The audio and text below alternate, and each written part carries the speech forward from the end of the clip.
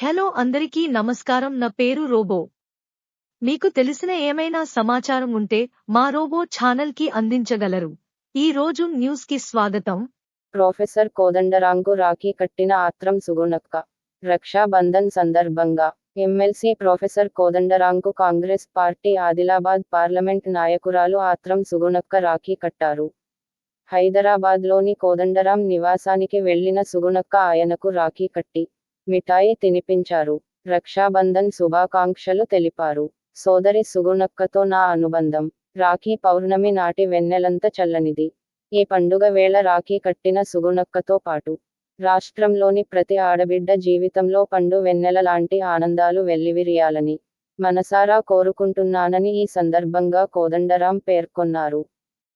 ఆసిఫాబాద్ పట్టణంలోని doctor B.R.. Ambedkar Babasaheb గారికి వినతి పత్రం అందజేసిన ఎంఆర్పీఎస్ ఎంఎస్పీ జాతీయ నాయకులు రేగుంట కేశవ్ మాదిగ. భారతదేశ అత్యున్నత న్యాయస్థానమైన సుప్రీంకోర్టు 7 న్యాయమూర్తుల తీర్పును వ్యతిరేకించడం మాలవాదమా మనువాదులుగా మారకుండా డాక్టర్ బి.ఆర్. అంబేద్కర్ బాబాసాహెబ్ భారత రాజ్యాంగంలో 15% రిజర్వేషన్లను ఎస్సీ 59 కులాల అభివృద్ధి కోసం పొందుపరిస్తే ఎస్సీలోని 1-2 కులాలు మాత్రమే రాజ్యాంగంలోని రిజర్వేషన్లు అనుభవిస్తూ మిగతా 58 కులాలను విద్య, ఉద్యోగ, ఆర్థిక, రాజకీయ పరంగా అణగదొక్కుతున్నారు. బాబా అంబేద్కర్ ఎస్సీ 59 కులాలకు తండ్రి లాంటి వారు. తండ్రి అయినాస్తిని కొడుకులు సామాజికంగా సమానంగా పంపిణీ చేసుకుని అభివృద్ధి చెందిన నాడే డాక్టర్ బి.ఆర్. అంబేద్కర్ బాబాసాహెబ్ గారి ఆశయం నెరవేరుతుంది. కానీ కొంతమంది అవకాశవాదులు అంబేద్కర్ వాదులమంటూ మేమే అంబేద్కర్ వారసులమంటూ అంబేద్కర్ సాధించి పెట్టిన 15% రిజర్వేషన్లను స్వాతంత్రం వచ్చే నాటి నుండి నేటి వరకు అనుభవిస్తూ మనువాదులుగా మిగతా కులాలను అణిచివేతకు ఉరి చేస్తున్నారు. గత చరిత్రలో మనువాదులపై డాక్టర్ బి. అంబేద్కర్ బాబాసాహెబ్ గారు పోరాడి ఎస్సీ ఎస్టీలపై రిజర్వేషన్లను సాధించిన చరిత్రను మరిచారా? అంబేద్కర్ బాబాసాహెబ్ అందరివాడుగా ఆయన సాధించి పెట్టిన రిజర్వేషన్ ఫలాలు అన్ని వర్గాలకు అందిన నాడే ఆయనకు నిజమైన నివాళి అర్పించిన వారమవుతాం. ఎస్సీలకు జరుగుతున్న అన్యాయంపై మాన్యశ్రీ మందకృష్ణ మాదిగ గారు ఎస్సీలను ఏబిసిడిలుగా వర్గీకరించి వారి జనాభా నిష్పత్తి ప్రకారము రిజర్వేషన్ల పంపిణీ జరగాలని 30 ఏళ్ల ఉద్యమం పోరాట ఫలితం ఆగస్టు 1వ తేదీన 7 సభ్యుల ధర్మస్థాన న్యాయమూర్తులు సుప్రీంకోర్టు తీర్పుతో అన్ని వర్గాలకు సామాజిక న్యాయం అందుతుందని ఒకవైపు సమాజం మొత్తం హర్షిస్తుంటే అవకాశవాదులైన మనువాదుల వలె ఎస్సీల వర్గీకరణ వ్యతిరేకించడం ఎంతవరకు సమంజసం? మనువాదులుగా మారకుండా మానవత్వంతో సుప్రీంకోర్టు తీర్పును స్వాగతించి వర్గీకరణ ఫలాలు ఎస్సీ 59 కులాలు పంపిణీ జరిగే విధంగా తమ వంతు పాత్ర పోషించాల్సిందిగా విజ్ఞప్తి చేయుచున్నాము. లేనియెడల సమాజంలో ఒంటరివారుగా అవకాశవాదులుగా చరిత్రలో మిగిలిపోతారు. అంబేద్కర్ వాదులుగా చరిత్రలో మిగిలిపోతారు. అవకాశవాదులుగా చరిత్రహీనులవుతారా?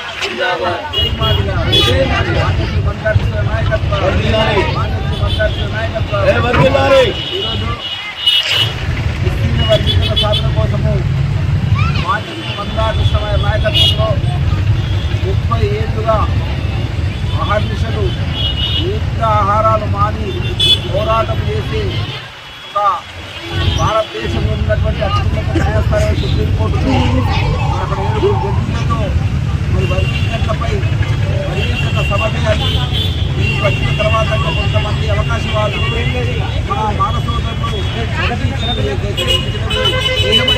భావిస్తున్నాము. ఎందుకంటే డాక్టర్ బిఆర్ అంబేద్కర్ బాబాసాహెబ్ గారు మరి భారత రాజ్యాంగంలో పొందుపరిచిన 15% రిజర్వేషన్లు ఈ ఒక్కరు చూస్తున్నారు. కులాల ఆస్తికి సందర్భంగా చేస్తున్నాను. ఏదైతే 59 సంవత్సరాల స్వాతంత్రం వచ్చిన నాటి నుండి నేటి వరకు 1-2 కులాలు మాత్రమే ఎస్సీలో ఉన్నటువంటి మాలమాది కులాలు మాత్రమే రిజర్వేషన్ ఫలాలు అనుభవిస్తున్నాయి.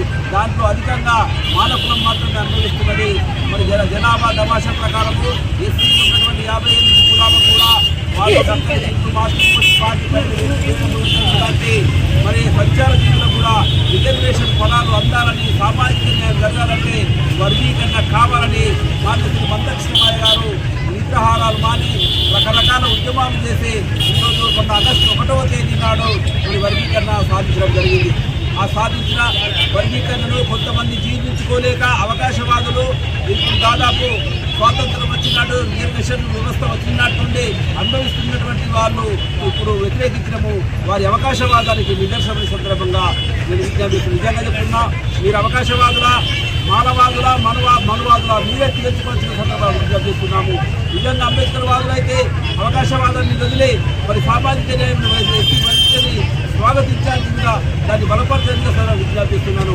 అదే కాకుండా డాక్టర్ అంబేద్కర్ బాబాసాహెబ్ గారి మనవడు ప్రకాష్ అంబేద్కర్ గారు ఆయన మరి వర్గీకరణను సమర్థించి దానికి స్వాగతించిన సంగతి మీరు మర్చిపోయారా అనే సంగతి నేను మిమ్మల్ని ప్రశ్నిస్తున్నాను. దయచేసి అవకాశవాదులైన మానవ సోదరులు ఎస్సీ వర్గీకరణ వ్యతిరేకించకుండా సామాజిక న్యాయం జరగాలంటే ఎస్సీ వర్గీకరణ ఫలాలు అన్ని కులాలకు మరి ఎస్సీలో ఉన్న 59 కులాలకు సమన్యాయం జరగాలంటే ఎస్సీ వర్గీకరణను వారు స్వాగతించి మరి వర్గీకరణ మరి అయ్యే విధంగా రాష్ట్ర ప్రభుత్వంపై పెంచే విధంగా మీరు కూడా చర్యలు తీసుకోవాలని విజ్ఞప్తి చేస్తున్నాము. జై అంబేద్కర్, జై పూలే, జై కొమరం భీమ్, జై జగజీవన్ రామ్. సిర్పూర్ పేపర్ మిల్లు కార్మిక సంఘాల జాయింట్ మీటింగ్ ఈ నెల 21 బుధవారం సాయంత్రం 4:30 గంటలకు బాలభారతి హైస్కూల్ సమావేశం ఏర్పాటు చేయడం జరుగును అని BRS trade union convener Ambala Odelu పిలుపునిచ్చారు. సిర్పూర్ పేపర్ మిల్లులో సీక్రెట్ బ్యాలెట్ ఎన్నికలు నిర్వహించుటకు ప్రభుత్వం మరియు యాజమాన్యంపై ఒత్తిడి తెచ్చుటకు ముందుకు రావాలన్నారు.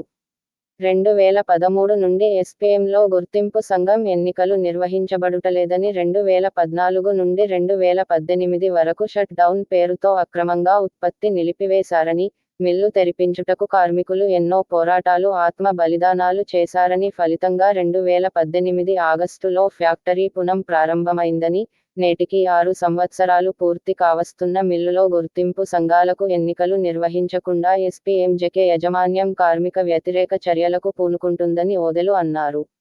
కంపెనీలో ఈ రోజు వరకు కనీసం క్యాంటీన్ సౌకర్యం కూడా లేక అనేక సమస్యలతో కార్మికులు ఇబ్బందులు పడుతున్నారు. జెకే సిర్పూర్ పేపర్ మిల్లు చెప్పిందే చట్టం, చేసిందే శాసనంగా ఏకపక్షంగా వ్యవహరిస్తూ గతంలో కార్మికులు అనుభవించిన హక్కులు సౌకర్యాలను రద్దు చేసింది. 90% డిపార్ట్మెంట్లను బయటి రాష్ట్రాల కాంట్రాక్టర్లకు ఇచ్చి బయటి రాష్ట్రాల వారిచే పని చేస్తున్నారు. రాయితీలు మన ప్రభుత్వానివి, ఉద్యోగాలు మాత్రం ఇతర రాష్ట్రాలకు. ఇదే పరిస్థితి మరికొద్ది రోజులు కొనసాగితే మనమే నాన్ లోకల్ కార్మికులుగా అయ్యే పరిస్థితి రాబోతుంది. ఇప్పటికి 200 మంది పర్మినెంట్ కార్మికులు, వేలాది మంది కాంట్రాక్ట్ కార్మికులు గేటు బయటనే ఉన్నారు. మిల్లు తెరుచుకుంటే తిరిగి మా ఉద్యోగాలు మాకు వస్తాయని ఆశపడ్డ కార్మికులకు నిరాశ మిగిలింది. కార్మికులు వారి బాధలను కష్టాలను ఎవరికి చెప్పుకోవాలో తెలువని పరిస్థితుల్లో బిక్కుబిక్కుమంటూ ఉద్యోగ భద్రత లేకుండా పనులు చేస్తున్నారు. కాబట్టి ఈ పరిస్థితుల్లో మిల్లులో గుర్తింపు సంఘాలకు ఎన్నికలు నిర్వహించడం ఒక్కటే మార్గం. ఎన్నికలకు అందరము కలిసి కొట్లాడుదాం. కాబట్టి జాయింట్ మీటింగ్కు రిజిస్టర్డ్ ట్రేడ్ యూనియన్ల నాయకులు, కార్మికులు తప్పకుండా హాజరు కావాలని ఆయన అన్నారు. ఈ రోజు వార్తలు ఇంతటితో సమాప్తం.